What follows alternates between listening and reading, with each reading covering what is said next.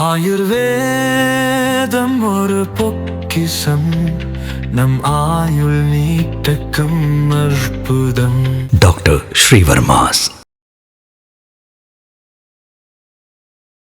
பேசு தமிழா பேசு நேயர்களுக்கு வணக்கம். ஒரு தலைவர் எப்படி இருக்க வேண்டும் அப்படி என்பதற்கு சிறந்த உதாரணமாக திரு அண்ணாமலை அவர்கள் தொடர்ச்சியாக அவரை தன்னை நிரூபித்துக் கொண்டிருக்கிறார் அப்படின்னு கூட சொல்லலாம். அவர் நேற்று போட்ட அந்த ட்வீட் அப்படிங்கிறது சமூக வலைதளங்கள் முழுக்க பேசுவதை தாண்டி இங்க இருக்கக்கூடிய அமைச்சர் பெருமக்கள் வரைக்கும் பேசுபொருளாக இருக்கிறது. இன்றைக்கு காலையில இருந்து நம்ம பேசிட்டு இருக்கக்கூடிய இந்த தருணம் வரைக்கும் கூட அமைச்சர் பெருமக்களா இருக்கட்டும், சமூக வலைதளங்களாக இருக்கட்டும், செய்தி ஊடகங்களுமே இதை பற்றிய மட்டுமே பேசிக்கிட்டு இருக்காங்க. அப்படி என்னப்பா அண்ணாமலை அவர்கள் ட்வீட் போட்டாரு அப்படிங்கிறது குறித்தும், குறிப்பா சொல்லப்போனா திராவிட முன்னேற்ற கழகமும் திராவிட முன்னேற்ற கழகத்தை சார்ந்த வழக்கறிஞர் அணியும் உச்சநீதிமன்றம் வரைக்கும் போயிட்டு கொட்டு வாங்கிட்டு வந்திருக்காங்க. லிட்டரலா உச்சநீதிமன்ற நீதிபதிகள் கடுமையாக சாடி இதெல்லாம் இங்க எடுத்துட்டு வராதீங்க, இந்த மாதிரியான உங்க சண்டைகள் எல்லாம் கோர்ட்டுக்கு வெளியில வச்சுக்கோங்க அப்படின்னு கடுமையாக திட்டி அனுப்பியிருக்காங்க.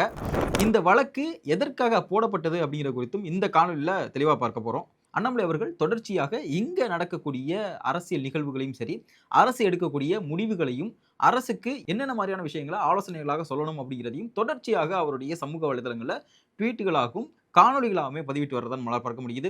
குறிப்பாக நம்ம சொல்ல போனோம் அப்படின்னா போதைப் பொருளில் தொடங்கி இப்போ மாணவர்கள், குறிப்பாக இளைஞர்களுடைய எதிர்காலம் குறித்துமே தொடர்ச்சியாக அவர் பேசிட்டு வர்றாரு.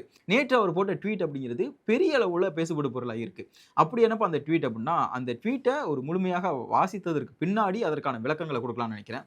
அந்த ட்வீட்டினுடைய ஒட்டுமொத்த சாராம்சமும் என்னவாக இருக்குது அப்படின்னா, தமிழ்நாட்டுக்கு கிடைக்கக்கூடிய ஏறத்தாழ 600க்கும் மேற்பட்ட மருத்துவ படிப்புக்கான அந்த இடங்கள் அப்படிங்கிறது பறிபோக போகுது. அதற்கு காரணம் இங்க இருக்கக்கூடிய ஒரு சில மருத்துவக் கல்லூரிகள் நிகர்நிலை பல்கலைக்கழகங்களாக மாறுவதற்கான வாய்ப்புகள் இருக்கு அப்படிங்கிறத குறிப்பிட்டிருக்காரு. இதுல என்னெல்லாம் தமிழக இளைஞர்களுக்கு பாதிப்பை ஏற்படுத்தக்கூடும், எப்படியெல்லாம் மருத்துவ சீட்டுகள் குறைவதற்கான வாய்ப்புகள் இருக்குது அப்படிங்கிறத நம்ம பின்னாடி பார்க்கலாம். முதலாவதாக தமிழ்நாடு டாக்டர் எம்ஜிஆர் மருத்துவ பல்கலைக்கழகத்துடன் இணைக்கப்பட்டிருந்த 3 மருத்துவக் கல்லூரிகள் தற்போது நிகர்நிலை பல்கலைக்கழகம் அந்தஸ்தை பெற்றுள்ளதால் இந்த கல்வியாண்டிலேயே 650 மருத்துவ கல்வி இடங்கள் மாநில ஒதுக்கீட்டிலிருந்து விலகியிருப்பது மிகவும் அதிர்ச்சி அளிக்கும் செய்தியாகும். இதனால் 7.5 உள்ஒதுக்கீட்டின் கீழ் மருத்துவ கல்வி கனவோடு இருக்கும் அரசு பள்ளி மாணவர்களே முதலில் பாதிக்கப்படுவார்கள். மேலும் இந்த கல்லூரிகளில் சேரும் மாணவர்கள் செலுத்த வேண்டிய கல்வி கட்டணம் குறைந்தபட்சம் 4 மடங்கு உயரக்கூடும். இந்த நிகர்நிலை பல்கலைக்கழகங்களாக மாறக்கூடிய அந்த கல்லூரிகள் எது அப்படின்னா, செயின்ட் பீட்டர்ஸ் சொல்லக்கூடிய ஒரு கல்லூரி. அந்த கல்லூரி ஹொசூர்ல இருக்கு. இந்த ட்வீட்லயே ஒரு அரசியல் கலப்புமே இருக்கு. அதையுமே நான் சொல்றேன். இந்த செயின்ட் பீட்டர்ஸ் அப்படிங்கிற ஒரு கல்லூரி ஹொசூர்ல இருக்கக்கூடிய ஒரு கல்லூரி. இன்னொரு கல்லூரி தனலட்சுமி சீனிவாசன் மருத்துவக் கல்லூரி. இந்த ஹொசூர்ல இருக்கக்கூடிய கல்லூரியும் ஒரு பொலிட்டிக்கல் பார்ட்டியில இருக்கக்கூடிய ஒரு நபருடையது. தனலட்சுமி சீனிவாசன் மருத்துவக் கல்லூரியும் வேறொரு பொலிட்டிக்கல் பார்ட்டியில இருக்கக்கூடிய நபருடையது. தமிழகத்துல 2 திராவிட கட்சிகளும் ஒண்ணுதான் அப்படிங்கிறத குறிப்பிடும் ரீதியாக, அதாவது இன்டைரக்டாவுமே இந்த ட்வீட்ல குறிப்பிட்டிருக்காரு திரு அண்ணாமலை அவர்கள். இந்த ட்வீட்லயே தமிழ்நாடு டாக்டர் எம்ஜிஆர் மருத்துவ பல்கலைக்கழகம் இந்த 3 கல்லூரிகளுக்கும் நிகர்நிலை பல்கலைக்கழக அந்தஸ்து பெறுவதற்காக எந்தவிதமான தடையில்லா சான்றிதழையும் வழங்கவில்லை என்று தெளிவுபடுத்தியுள்ளது. மேலும் செயின்ட் பீட்டர்ஸ் மருத்துவக் கல்லூரிக்கு வழங்கப்பட்ட மறுப்பு கடிதம் குறித்தான வழக்கு தற்போது நீதிமன்றத்தில் நிலுவையில் உள்ளது. ஆனால் பல்கலைக்கழக மானியக்குழு யுஜிசி 2022 5.02 மற்றும் 5.02 விதிகளின்படி இணைப்பு பல்கலைக்கழகம் 60 நாட்களுக்குள் எதிர்ப்பு தெரிவிக்காவிட்டால் மாநில அரசுக்கு இணைப்பு பல்கலைக்கழகத்திற்கும் எந்த ஆட்சேபனையும் இல்லை என்று பல்கலைக்கழக மானிய குழு கருதி நிகர்நிலை பல்கலைக்கழக அந்தஸ்தை வழங்க முடியும். இந்த விவகாரங்கள்ல ஒட்டுமொத்தமாக கடந்த காலகட்டங்களில் ஆட்சியில் இருந்த திராவிட முன்னேற்ற கழகம் பின்னணியிலிருந்து செயல்பட்டிருக்காங்க அப்படிங்கிறதுமே குறிப்பிட்டிருக்காரு. ஸோ திட்டமிட்டு ஒரு சில விஷயங்களை திராவிட முன்னேற்ற கழகம் மறைச்சிருக்காங்க, அதை தாமதப்படுத்தியிருக்காங்க அப்படிங்கிறதுமே குறிப்பிட்டிருக்காரு. தொடர்ச்சியாக தமிழக நலன், மாணவர்களின் நலன், நீட் எதிர்ப்பு, ஸோ நாங்க இங்க சமூக நீதிக்காக நிற்கிறோம், தமிழக மக்களுக்காக நிற்கிறோம், இந்த தமிழக மண்ணிற்காக நிற்கிறோம், இப்படியெல்லாம் வீரவசனம் பேசிட்டு, ஆனால் இங்க நீங்க பண்ணிட்டு இருக்கக்கூடிய செயல் என்ன அப்படிங்கிறத தான் ஒரு கேள்வியுமே முன்னிச்சிருக்காரு. இன்றைக்கு ஏறத்தாழ 600க்கும் மேற்பட்ட மருத்துவம் படிக்கும் கனவுல இருக்கக்கூடிய மாணவர்களுடைய நிலை அப்படிங்கிறது மிகப்பெரிய அளவில் கேள்விக்குறியா இருக்கு. இங்க இதற்கெல்லாம் என்ன திராவிட முன்னேற்ற கழகம் பதில் சொல்ல போறாங்க அப்படிங்கிற ரீதியில தான் அந்த ட்வீட்டுமே இருக்கு. ஸோ இப்ப முதலாவதாக இந்த ஒட்டுமொத்த ட்வீட்டினுடைய சாராம்சம், தனியார் மருத்துவக் கல்லூரிகள் நிகர்நிலை பல்கலைக்கழகமாக மாறுவதற்கான வாய்ப்புகள் இருக்கு அப்படிங்கிறத சொல்லிட்டாரு. இந்த ஒட்டுமொத்த ட்வீட்லையும் 3 மருத்துவ கல்லூரிகள், அதாவது டாக்டர் எம்ஜிஆர் மருத்துவ பல்கலைக்கழகத்தோடு இணைக்கப்பட்டிருந்த 3 மருத்துவ கல்லூரிகள் இன்றைக்கு டீம்டு யூனிவர்சிட்டியாக மாறியிருக்கு. இதனால ஏறத்தாழ 650க்கும் மேற்பட்ட மாணவர்களுடைய மருத்துவ கனவு அப்படிங்கிறது கேள்விக்குள்ளாயிருக்கு அப்படிங்கிறத குறிப்பிட்டிருக்காரு. இது எப்படி 650 இடங்கள் பறிபோகும் அப்படிங்கிறதுமே நம்ம இப்ப தெளிவா பார்க்கலாம். தமிழ்நாட்டுல 36 அரசு மருத்துவ கல்லூரிகள் இருக்கு. அந்த 36 அரசு மருத்துவ கல்லூரிகளிலும் 5050 மருத்துவ இடங்கள் இருக்கு.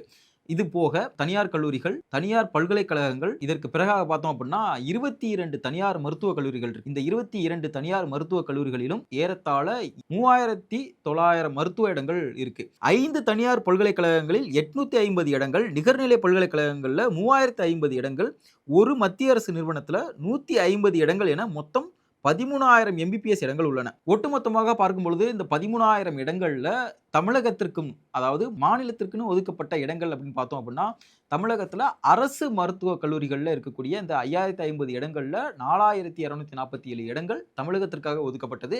மீதி இருக்கக்கூடிய இடங்கள் வந்து அகில இந்திய ஒதுக்கீட்டின்படி அது நிரப்பப்படும். இதற்கு அடுத்தபடியாக மத்திய அரசு கட்டுப்பாட்டில் இருக்கக்கூடிய இஎஸ்ஐக்கு சொந்தமான 97 இடங்களையும் சேர்த்தோம் அப்படின்னா 4344 இடங்கள் தமிழக அரசின் இடஒதுக்கீட்டின் அடிப்படையில் நிரப்பப்படும். நம்ம ஏற்கனவே சொன்ன மாதிரி 22 தனியார் மருத்துவக் கல்லூரிகள்ல இருக்கக்கூடிய 3900 இடங்களையும், தனியார் பல்கலைக்கழகங்கள் இருக்கக்கூடிய 850 இடங்களையும் சேர்த்தோம் அப்படின்னா 4750 இடங்களும் தமிழ்நாட்டில் இருக்கக்கூடிய இடஒதுக்கீட்டின் அடிப்படையிலையும் இங்க நீட் தேர்வு மதிப்பெண் அடிப்படையிலையும் நிரப்பப்படும் அப்படிங்கிறதான் இங்க தமிழ்நாட்டில் இருக்கக்கூடிய நிலை. அதுதான் இந்த கணக்குகளில் தான் தமிழ்நாட்டில் இருக்கக்கூடிய இந்த 22 தனியார் மருத்துவக் கல்லூரிகளில் இப்போதைக்கு செயின்ட் பீட்டர்ஸ் மருத்துவக் கல்லூரியும், தனலட்சுமி சீனிவாசன் மருத்துவக் கல்லூரியும் நிகர்நிலை பல்கலைக்கழகங்களாக, அதாவது டீம்டு யூனிவர்சிட்டியாக மாறுவதன் காரணத்தினால அங்க இருக்கக்கூடிய அந்த 650 இடங்கள்ல அங்க மாநில அரசுக்குன்னு ஒதுக்கப்பட்டிருக்கக்கூடிய இந்த 350 இடங்கள் இப்போ நம்ம பறிபோகின்ற நிலைமையில இருக்கு. இதற்கெல்லாம் அடுத்தபடியாக பார்த்தோம் அப்படின்னா மதுராந்தகத்தில் இருக்கக்கூடிய கற்பக விநாயகர் மருத்துவக் கல்லூரி உள்ளிட்ட மேலும் மூன்று கல்லூரிகள் வந்து நிகர்நிலை பல்கலைக்கழகங்களாக தரம் உயர்த்தப்பட இருப்பதனால இன்னும் 350 இடங்கள் வந்து பறிபோகிற நிலைமையில தான் இருக்கு. இந்த டீம்டு யூனிவர்சிட்டியாக மாறுவதனால என்ன பிரச்சனை இருக்கு அப்படின்னா, தனியார் கல்லூரிகள்ல அரசு ஒதுக்கீட்டு இடங்களுக்கு 4 லட்சத்திலிருந்து 5 லட்சம் வரைக்கும் வசூலிக்கப்படும் அந்த கட்டணம்.